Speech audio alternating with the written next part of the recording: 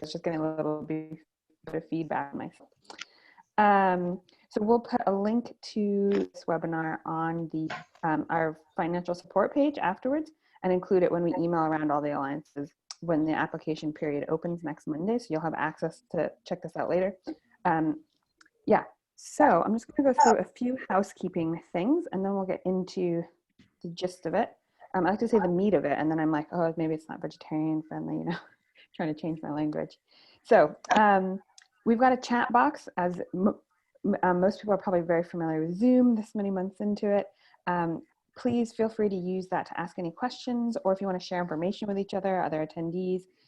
This isn't our typical Food Power webinar where we're kind of, you know, have like thematic things since it's about this financial support. But if things come up and you want to trade details, please do so, because we often find that's a nice added benefit of our webinars. It is public, everyone can see it, but if there are questions in there that we ask the presenters, I'll always say those out loud so they're in the recording later. Other housekeeping. So a little bit of background here. As you most likely know, Food Power is primarily funded by the National Lottery Community Fund. We're about a little over 3 years into our 4-year program, and we're very grateful for that ongoing support. As part of the response to the COVID pandemic, though, we've developed this new Food Power for Generation COVID financial support, and this is via a partnership with Unicef UK, which has been supported by funding from Soccer Aid for UNICEF in particular. I'm not going to go into details of that because Anna from UNICEF hopefully is joining us, but if not, there's a few other backups who's going to cover a little bit more about how that partnership came about and what we're hoping to achieve from it. So a quick note on the agenda. I'm chairing. Then we've got, so I'll be keeping an eye on the chat for any questions. So put the questions into the chat as you think of them, and then we'll take them all at the end. Oh, my screen just went a little crazy. Hold on. So we'll start with Anna speaking if she's joined us, and if not, it's going to be Simon and Sally, I think. Then Simon's going to go through kind of the eligibility and application process. Then Sally's going to talk a little bit about safeguarding. She's from UNICEF. And then Sarah, also from UNICEF, is going to do a little bit on monitoring and evaluation. And then we'll open it up for questions, ideally by 12:40 at the latest, and I'll be keeping speakers to time. So speakers, I'll jump in if anything comes out, if we need to keep moving along. Yeah, so just as I said, questions in the chat as they come to your mind. I'll try to group those together for the speakers so the speakers don't need to worry about it as they're presenting. And I think that is it for me. So we'll just roll over to, it's going to be either Anna or Simon and Sally. Thanks, Mandy. I am online. I'm afraid I'm having to join remotely on my phone, so I'm afraid my video isn't on, but hopefully everyone can hear me okay. Yep, you're coming through perfectly, actually. So brilliant. Okay, so I think this is just an opportunity just to give a little bit of background as to this partnership and this initiative and what we're looking to achieve from it. So I think everyone probably knows UNICEF for our global work and our response to international emergencies. But actually at our core, we're a child rights organisation, and we're here to uphold the rights of every child around the world, including right here at home. And not many people know, but we have a very well-established domestic programme where we work to strengthen the systems and services which are in place to support children. So we work with maternity services through the NHS, we work with schools, and we work with local authorities right around the country. And we're currently reaching over 2.5 million children each year through that work. And it's very much focused on supporting frontline professionals that are delivering all the different services and thinking about how we can actually generate greater impact and outcome for children across all 4 nations. So when COVID-19 hit, we felt very strongly that we should be responding to this crisis within the UK. It's the biggest crisis we know for children since World War II. And given the work which we do through our Baby Friendly initiative, which is focused on infant feeding and nutrition, we felt we had a good basis to start considering how we might be able to extend that support to children and families during this crisis period, knowing that children's access to food and affordability to food would be sort of major factors. So through that, and thanks to funding which had previously been raised through Soccer Aid for Unicef, which is our sort of large-scale annual event in the UK, we formed a new partnership with Sustain, and through that what we're aiming to do is to work with Sustain to award small-scale grants between sort of 10 to 25,000 for community-based organisations that support children and family with access to food, so primarily food banks, food pantries and other similar organisations. And our aim is to be able to support a variety of different projects and initiatives across all 4 nations in both rural and urban areas. So we're really, really pleased to have been able to establish the partnership over the summer. We had the first round of funding in August, and we've got the second round now, which will be opening on Monday, and there's up to £600,000 available, so we will really, really welcome applications. And I think I'm now handing over to Simon just to give a little bit of background about, yeah, what the first round was like and some of the projects which we've been supporting. Thanks very much, Anna. Can people hear me okay?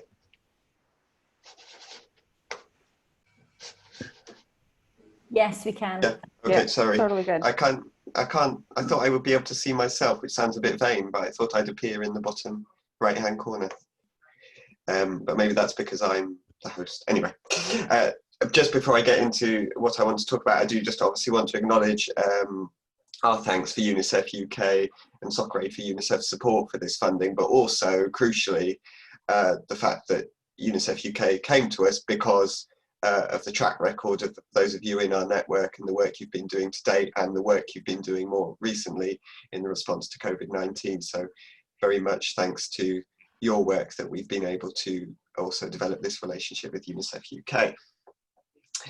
So just to give a sense of who was successfully awarded some funding during the round 1 that we acknowledge was quite a quick round that we had to cover during the summer. If I could just ask everybody just to check that they're muted, just for everyone's benefit, thank you. So these are just 5 projects that were supported during round 1. There are some others, but these are the 5 I wanted to just include in this slide today. So in Cambridge, they're going to be working to establish a central food hub, which is going to be offering both meals and food parcels, including expanding an organic vegetables scheme for Healthy Start families. So really trying to pilot something quite interesting around making more sustainable food more affordable, but also available during the crisis, as well as with other meals as well. In Greenwich, it's about continuing a healthy ready meal service that they've been offering to local families already during COVID. So great to be able to support that to continue in the next phase, as we know things are going to be tricky over the winter, autumn and winter. In Hackney, the project's focused on adding fresh fruit and vegetables to food packages and food aid and providing healthy meals to local families. So again, I guess really importantly for us, adding in that sort of nutrition into food parcels that we know cannot always meet as high nutritional standards as we'd all like. And then in Middlesbrough, actually sort of continuing on that theme a bit, they're going to be working with a number of providers to make sure that healthy, local and sustainable food can be provided to local families.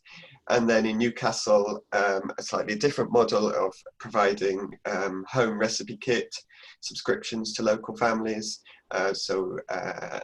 Those sort of meal kits that I think many of us are aware of. I don't want to say any particular brands, but making that sort of model available to families who are really struggling. So obviously on a free basis. So so hopefully that gives a sense of the range of projects. We're very much wanting to work with what's relevant to people's local areas and the ambitions that they had, and obviously primarily providing support during the next phase of COVID-19, but also trying to pick up on the work that areas want to do as well, and some really interesting projects there that, alongside providing immediate need, are pursuing some really interesting models that we want to learn from.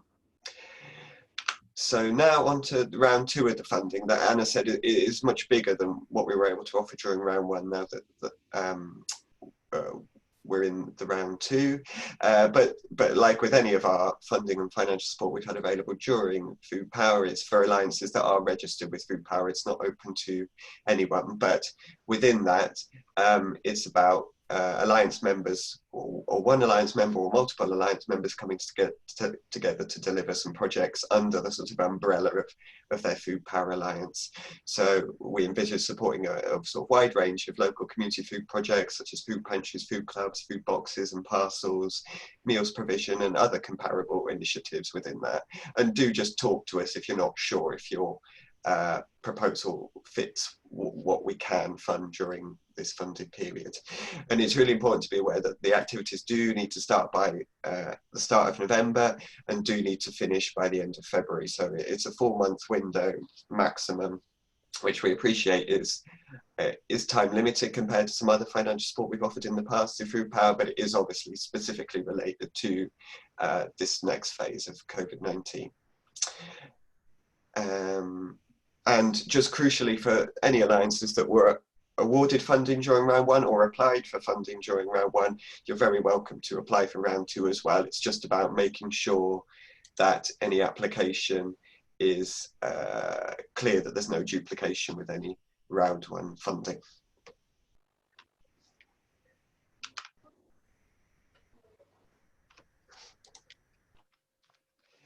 And then just to go through the timelines, which is all available on the website as well, but we're going to open applications on Monday, this coming Monday.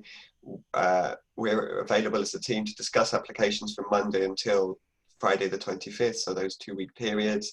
And then the deadline for applications is 5 p.m. on Monday the 28th of September, and that is, as you might expect, a very strict deadline. And we'll communicate decisions in the week commencing 12th of October, and yes, those activities to start in by early November and to finish by the end of February, with all the reporting tied up by the end of March.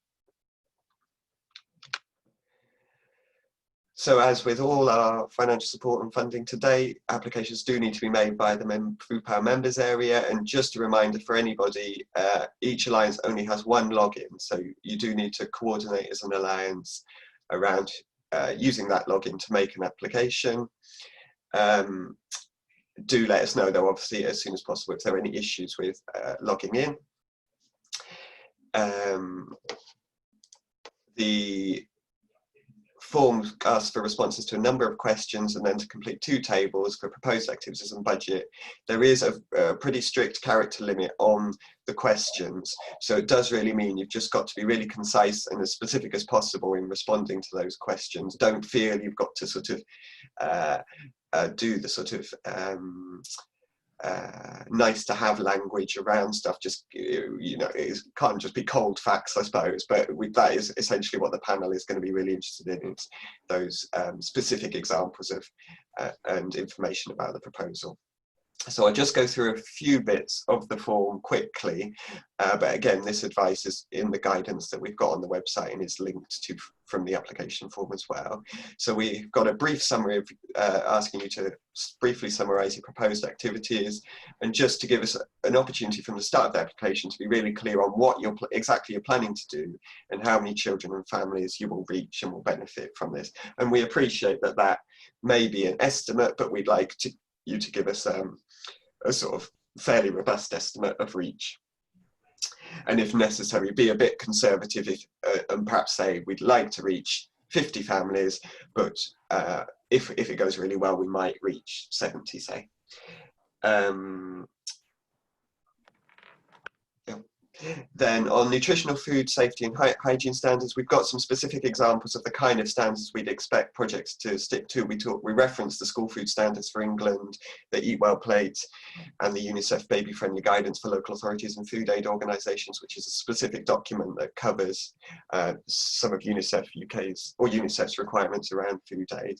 So we recognise that particularly in devolved nations, there are different standards for school foods that are comparable but are called different things. But that's really just to give a sort of baseline in terms of what we hope people are able to stick to, and to just try and give some specific but brief examples of how actually you implement those standards, or how you would in this project.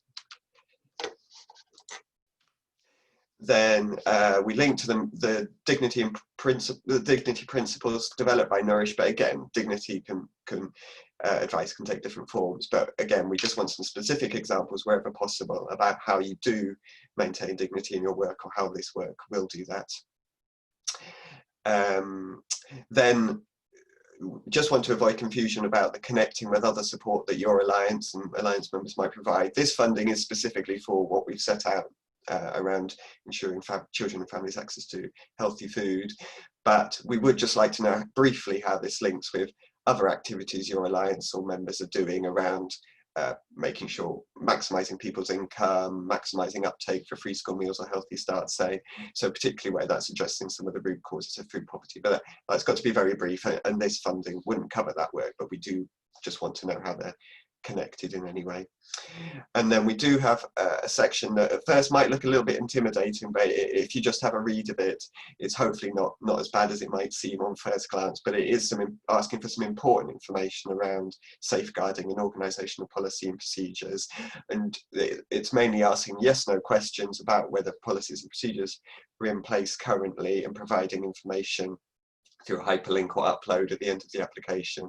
And just really importantly, we want to emphasise that if you have to answer no to any of those questions, you could still receive this funding, but it would just trigger a conversation between ourselves and you as part of the application process. And those conversations have already happened with round 1 applications, and successfully for some. So then just finally on the activities table, please just try and keep this as clear as possible so it's really easy for the panel to see who is doing what and when. And the table has a number of rows that you can add to make that as clear as possible. And then again with the budget, just make sure that it's really clear the breakdowns within the budget for spend on, for example, food, staffing costs or other materials and resources, and just double check that it's really clear how the budget links to the activities in the activity table. Sometimes we do get applications where actually the budget can actually sometimes tell us more about what's in an application, which can be helpful, but then if it doesn't quite match with the activities table, that can be a bit confusing for the panel. So just if you can try and do that. So as I said, the guidelines are on the website at this link that we can share in the chat, and are also linked to the application form within the members area. So I'm going to stop there and hand over to Sally to talk about the safeguarding requirements in particular. Okay, good morning everybody. Really good to be here. Just want to share my screen with you and share some slides here. So in terms of the safeguarding, sorry, let me go from the start. In terms of the safeguarding, just to make sure that people feel confident about what you need to do. And as Simon said, that we're open to having conversations post-application with organisations. This is what we mean by safeguarding. It's all the proactive measures that we take to make sure children and other vulnerable, potentially vulnerable groups, adults at risk, for example, that come into contact with your organisation are safe. So it's likely that if you're operating particularly as a charity in this country, you'll be aware of this, and you'll be having some of these things in place because of the regulatory bodies that you're already aware of. In terms of just going through the content that we ask for, does your organisation have a written safeguarding policy? We really want to see the link to the policy, or for you to attach it, and there's space within, there's a kind of a place in which you can drop those documents into as part of the application process. If you're using a generic local authority policy, so for example, sometimes organisations might have referred us to the local authority policy, safeguarding policy, what we really need to understand is how does that relate to the activities that your organisation is involved with? Because if it's too removed from what your local implementing organisation is doing, then it isn't really telling us how that policy is keeping people within your own organisation and the people benefiting from the work you do safe. So please can you just enable us to understand how that policy relates? If you've got your own policy for your own organisation, then just include that one, and that will help us to understand how that's all applied. Whistleblowing, really important. We would like to see that you do have a whistleblowing process or access to that. Again, if you do have to answer no to this, we've got examples of those sorts of policies that we can share with you. So, you know, we're able to kind of share that with you for you to develop those yourself. But again, please do add the links so that we can see them, so that we can see what you have in place. I'll just click on that one again. Cases, this is a really, really important one. So obviously, given the nature of who Unicef are, we want to be absolutely sure that organisations that are receiving funding through us are fit for purpose and have appropriate case management processes in place. So we do ask you to identify whether or not there have been cases in the last 5 years, include any safeguarding cases, but particularly including sexual exploitation, abuse or harassment. And that would include cases where people within the community may have been affected by members of your organisation, and also from within your organisation. So for example, if there were sexual harassment cases from people within your organisation towards other people in your organisation, we would want to know about those cases too.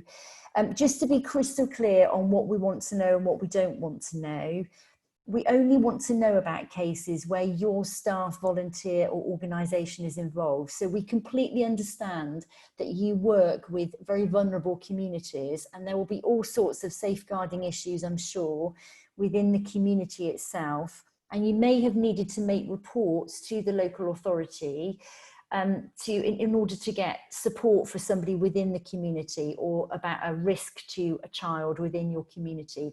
But that risk was not created by your organisation or by somebody within your organisation. So we don't need to know about those cases. It's just where your organisation or someone representing your organisation is implicated or involved.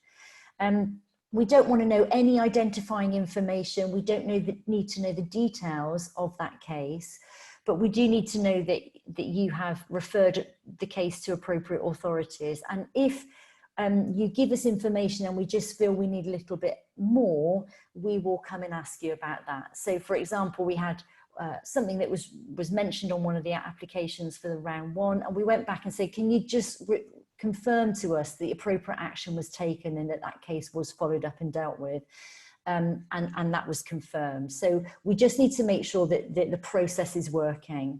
So I hope that's clear on the cases, but obviously, you know, you can ask questions later on or following the webinar.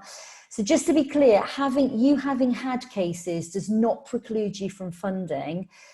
We understand that cases sometimes arise, but we just need to make sure that appropriate action has been taken and that you've got processes in place to manage those cases. So please don't be afraid of telling us the information that we need to know, and we will follow up appropriately. And just to say, there are 3 other issues that we ask for information on safeguarding. One is around reporting processes to make sure that you can confirm that you've got those in place. One is about safe recruitment, so that you can confirm that you've got processes in place to recruit people safely to your organisation. And then we ask you to confirm that you've got a way of communicating expected standards of behaviour. So that may be in the form of code of conduct. If you don't have a formal code of conduct, how do people in your organisation understand, you know, how to behave and what's expected of them in terms of how they conduct themselves? So I'll stop there because I know there's more content. But I'll hand back over to Simon, and then we can pick up any questions at the end. Thank you. No problem, but it's actually just Sarah that's going to say a little bit about monitoring and evaluation. Thank you, Simon. Hi, everyone. I don't have any slides because I'm just going to give you a very brief introduction.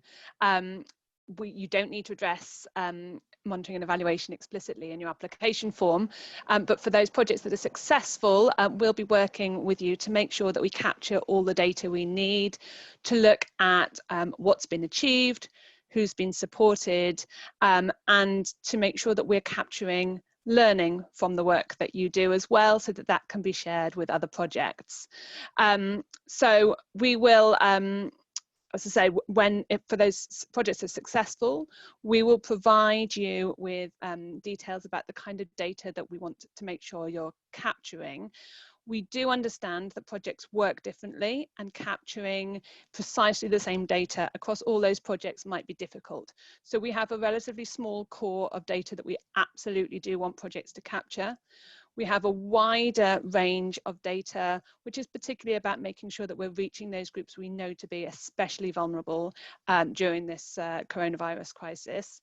And then we also particularly have some qualitative components. We are fully aware that capturing numbers will not fully demonstrate the significance and the impact of the work that you do, and we're really keen to make sure that we capture those stories and case studies that show what this project might actually mean in the life of a family or a child, and how the specific innovations or projects that you're delivering might be effective, or indeed where there might be learning for future projects where they could benefit from doing things differently. So we will support you with that. For those projects that are successful, we will be expecting you to make sure that that data is collected, but we are here to support that. We're here to answer any queries or concerns that you've got with that, and particularly around the case studies. We're very happy to come in and support the collection of data for that, or to help you in making decisions about how they might be formulated to make that as effective as possible. So we'll pick up that conversation with successful projects later on, but it was just to give you a bit of an idea about what we're going to be expecting from you, and happy to answer any questions at this stage if that's useful. So that's all from me. Great, thank you very much, Sarah and Sally, Simon and Anna. So we've got some questions that have already come in. Thanks for putting those in already. And if other people have them, just keep feeding them in. I'm going to start, I think they're mostly going to be for Simon, to be honest, as expected. But the first two I'll go to were kind of about the applications, unless the project eligibility. So Naomi was wondering if you could give us an idea of the likelihood of receiving funding. What percentage of applicants in round one were successful? Yeah, sure. I think it was a small number, so a statistic is only so useful, but about 60% of applications were successful, but the panel saw strengths in many of the unsuccessful applications. So there was sort of an assumption that many of those would be able to reapply for round two and may be successful then, without obviously offering any guarantee on that. So there is obviously a very significant amount of money that Soccer Aid have made available for this funding. So I would certainly encourage everybody to apply, because that is a large amount of money that if you divide it by even £25,000, which I don't imagine everybody will be able to apply for that much money, that still leads to a significant number of awards if you divide that into £600,000. So I hope that's enough encouragement. Yeah. The next question was from Victoria, just wondering if it'd be possible to see other applications. I think she made successful ones, so we can get an idea for completing. Yes, it's a very good idea. I think we could probably quickly just include some excerpts from bits of the applications that we felt were particularly strong, rather than share entire applications. I mean, obviously anonymously anyway, but I think we could probably add that into the guidelines, because it is something we thought about. We just slightly ran out of time, if I'm honest, but it's an important one, and the fact that you've asked about it I think means we should do it. Then we've got a few questions here that are more about like eligibility of projects and funding. So Naomi also asked, is it possible to work with food banks, organizations giving away free emergency food parcels as opposed to pantries or food clubs, to, for example, include additional fruit and veg and ambient food parcels? Yes, I think for food banks in particular, or others giving out free food in that way, it is really important to look at the Unicef guidance for local authorities and food aid organisations, particularly around the provision of infant formula. So look at that and see if a food bank type organisation fits that, meets those standards that Unicef just need to be met. Otherwise, it's kind of against Unicef values. I don't know if Anna or anyone else at Unicef want to say any more on that. Yeah, I can just say a little bit. I believe on the application there are links to sort of all of the different nutritional standards and guidelines, which I'm sure many of you are very familiar with. But it is really sort of important from a UNICEF perspective that the Baby Friendly Initiative, which I'm sure many of you are aware of, has developed specialist guidelines for food bank and food aid organisations on sort of the distribution of formula, and it's just really important that all organisations are adhering to those guidelines. If anyone has any questions or any queries, I'm really happy for people to get in touch with myself, or you can contact our Baby Friendly team directly. But I think, you know, they are sort of well known, well used, and it's sort of the guidance which most local authorities have adapted and used during this period as well. So it should be very self-explanatory, but we're always here if there are any questions. Yeah, I would just like to emphasize, if you aren't sure, definitely just send us an email, like Simon and I, or Ben, or we can pass it on to Anna. We will try to answer it. So like, it's way better if you can just ask us in advance. We'll try to let you know as clearly as we can beforehand, so that it just like saves us the having to come back afterwards, or us being in the panel and being like, not sure, sort of thing. So don't be shy. The next question was from Jess. She was wondering, how much do you see education as part of what would be funded? For example, helping parents meet or understand nutritional standards for their children or babies, with actual food given alongside too, but wasn't clear if this was allowed. Yes, I think the emphasis has to be on food provision in some form. But obviously that can be done in multiple ways and have multiple additional benefits, and you know, one way of ensuring dignity is maintained is actually not just to give food to people, but to engage with a group of people and talk about the issues affecting them, or not, frankly, just have a nice time together. So I think we have had some applications from alliances where a sort of education, if you want to use that word, sort of element was there, I guess in a very sort of empowering way, rather than telling people what to do, which I'm sure, Jess, you would come from a similar position to. Anna, I don't know if you want to say any more on that one from a UNICEF perspective.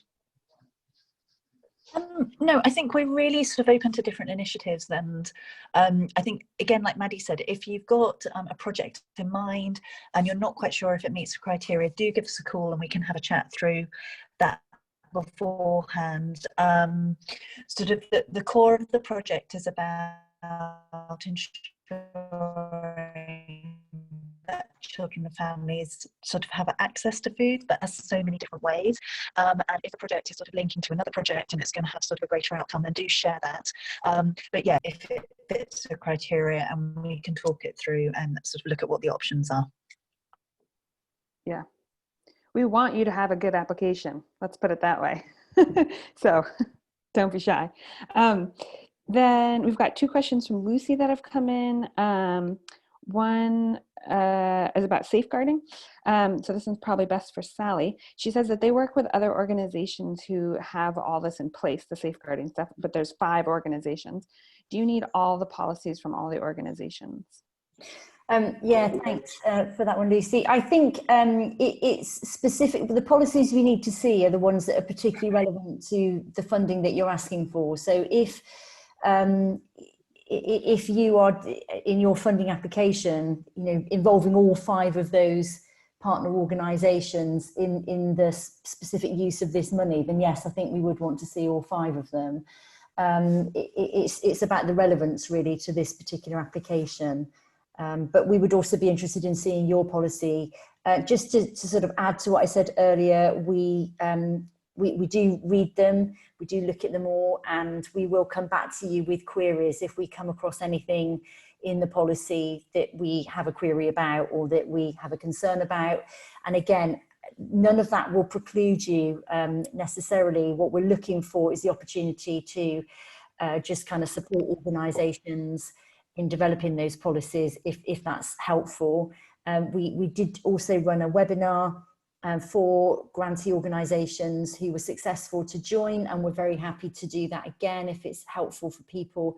So sometimes it may be conditional on a conversation with us, or conditional on you coming to that webinar, but we're always looking for finding solutions. So you know, obviously if we felt an organisation was absolutely not fit for purpose, then that would be problematic. But what we're looking for is strengthening opportunities to strengthen safeguarding organisations and to support organisations in doing this really well at a local level. So I hope that. Yeah, that's really useful, Sally. I think I was going to say, if you hadn't mentioned it, just to say, yeah, we just did a webinar earlier this week on safeguarding with Unicef for those grantees. So it's about like, let's make sure that people, if there's anything that needs going over, let's try to make it work. So we've got one more question from Lucy, but if other people, but then I'm going to go, I don't think we have any more questions. So I'm warning you now, if you have other questions, please put them in the chat. So Lucy was also wondering, this is a real technical one, can we download the application to work on offline? I think you might know the answer to this, Lucy, anyway, but no, it's not possible to do that. But it is possible to go in and out of it and say, I know this isn't what you're asking, but it is possible to save it and come back to it. If you are working offline, which I appreciate why people might want to type up what they're going to put in before going into the online system, just be very aware of the word count limit that is for this round. It's just over 600 characters, including spaces, for the questions. The activity table actually lets you write as much as you want, but I wouldn't advise that you do. I would advise to keep that concise as well, as I said earlier. So that is the system we chose. I know there are pros and cons to it, but we've found that generally the online system helps kind of have that consistency across applications so that we can treat people fairly and that everyone's had the chance to put in a sort of similar amount of information. So that is why we went down an online system. Yep. Patrick had a question. This is quite a good one, I thought. He asked, does it have, this is probably for Simon also, does it have to be new work or can it be to bolster ongoing work with the 4-month time frame in mind, with keeping in mind that 4-month time frame? Yeah, we funded examples in round 1 where it was exactly that. Say the Greenwich example with the ready meal, healthy ready meal provision for people in Greenwich had been happening during COVID, with some other funding that was very time limited. So the UNICEF UK Soccer Aid for UNICEF funding was helpful in helping them to maintain that, because they know the need hasn't gone away. It's just that the previous funder, I don't know who it was, to be honest, but they only had a limited amount of funding available. So it is just important, if that is the case, just to make clear that, you know, any previous funding has ended or only goes so far, and that there is no duplication if there has been or was another funder. Yeah, I think one of the things that we found is the two things that are helpful in the applications are when there's like it's clearly defined what this funding will be used for if it is a project that's ongoing. And then the second one is just having a clear narrative throughout the whole thing, where it's like, we're doing this project and then the activity plan is also about this project and the need is also related to this project and the budget is also related to this project. So having that clear narrative is really useful when we're reading through them. Gareth was also wondering, would a fresh fruit and vegetable voucher scheme be eligible for the funding?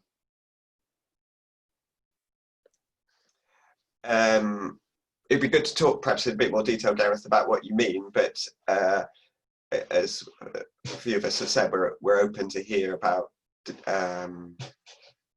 different kinds of projects that aren't just about literally providing food or meals, but I think it just has to be clear how that's going to be administered and how it's going to reach people. And I believe, yes, sorry, I think that's all I'd say on that probably.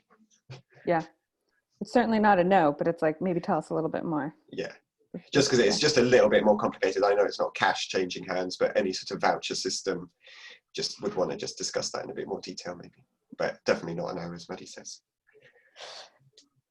I don't see any more questions coming through. So I'll just take a minute to repeat a few things.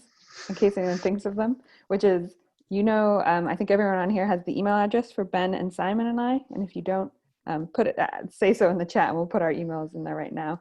But please do get in touch if you have any questions. We know it's quite a quick turnaround time, so we will make ourselves available to answer those questions so that you guys can put in the best applications possible.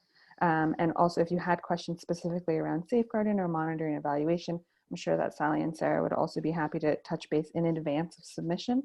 As we said, we want to hear from you before, and we want to see your application. So we're willing to, don't be shy. I'll just say that again. The members area will have the application form on it come Monday. It's quite similar to anyone who's done Food Power applications before. It's the same system. So there shouldn't be any surprises there. And Simon's just gone over the questions. So again, hopefully no surprises. And we'll be emailing all of the Alliance leads on Monday just to say, like, it's open. And with that, we'll include a link to the page that has the recording of this webinar. So if you need to refer back to it, or if anyone missed part of it, you can come and find us there again. But otherwise, I think we're all set. Is there anything else anyone else wanted to jump in on from the rest of the speakers? Great, we're going to end 15 minutes early. What a web. Everyone have a great lunch, and thanks for joining us here today. Bye. Bye. Thanks, everyone. Bye. Thank you. Bye. Bye-bye.